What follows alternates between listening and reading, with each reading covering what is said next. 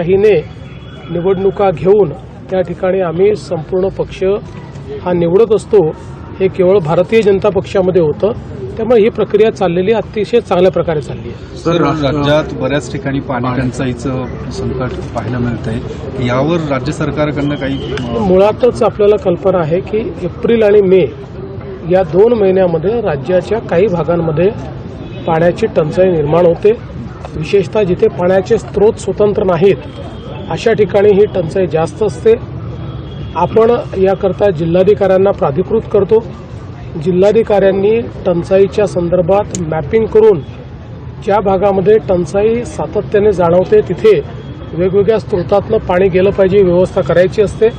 आताही आम्हाला काही तक्रारी मिळाल्या तर आम्ही त्या जिल्हाधिकाऱ्यांकडे पाठवतो आणि टंचाई दूर करण्याचा आपण प्रयत्न करतो. सर, भाषा सल्लागार समितीचे अध्यक्ष यांनी हिंदी भाषेच्या संदर्भात आपल्याला एक पत्र दिलंय. नेमकं हिंदीच्या बाबत जे राज्यात सध्या सुरू आहे त्याबद्दल आपण कसं बघा, असं आहे, हे पत्र तर काही मी वाचलं नाही, पण पहिली गोष्ट ही समजून घेतली पाहिजे की मराठीच्या ऐवजी हिंदी अनिवार्य केलेली नाही. मराठी अनिवार्यच आहे, पण नवीन शैक्षणिक धोरणामध्ये 3 भाषा शिकण्याकरता त्या ठिकाणी संधी दिलेली आहे. 3 भाषा शिकणं अनिवार्य आहे आणि या 3 भाषांपैकी 2 भाषा या भारतीयच असल्या पाहिजेत अशा प्रकारचा नियम आहे. त्यामुळे 2 भारतीय भाषांमध्ये एक तर मराठी आपल्याकडे कंपल्सरी आपण केलेली आहे. दुसरी भाषा कोणती, तर ती कुठली भाषा घेतली मराठी, तर ती कुठली भाषा घेतली भारतातली तर ती हिंदी घ्यावी लागेल, ना तर तमिळ घ्यावी लागेल, ना तर मल्याळम घ्यावी लागेल, ना तर गुजराती घ्यावी लागेल, ना तर अजून कुठली तरी घ्यावी लागेल. याच्या बाहेरची तर तुम्हाला घेता येणार नाही. आता याच्यामध्ये ज्यावेळेस समितीने मंत्र्यांच्या अध्यक्षतेखाली जी कमिटी होती त्यांच्याकडे रिपोर्ट दिला त्यावेळेस तिसरी भाषा जी आहे ही जर हिंदी ठेवली तर त्याचे शिक्षक आपल्याकडे उपलब्ध आहेत. त्यामुळे त्यातनं आपल्याला अधिकच्या शिक्षकांची आवश्यकता पडणार नाही. इतर भाषा ठेवल्या, समजा मल्याळम ठेवली, कन्नड ठेवली, गुजराती ठेवली तर त्याचे शिक्षक उपलब्ध नाहीत आणि म्हणून कुठेही अतिक्रमण नाही. तर ही त्यांची शिफारस आहे. आमचं तर मत आहे आणि या संदर्भात आम्ही निर्णय देखील घेणार आहोत की कोणाला हिंदीच्या व्यतिरिक्त तिसरी भाषा जर शिकायची असेल तर ती शिकायची मुभा आम्ही पूर्णपणे देऊ, कारण तशी मुभा ही नवीन शैक्षणिक धोरणाने दिलेलीच आहे. मात्र किमान 20 स्टुडंट जर असले तर त्याला वेगळा शिक्षक देता येईल. 20च्या खाली स्टुडंट्स असले, विद्यार्थी असले तर मात्र ऑनलाईन किंवा कुठल्या तरी वेगळ्या पद्धतीनं ती आपल्याला शिकवावी लागेल.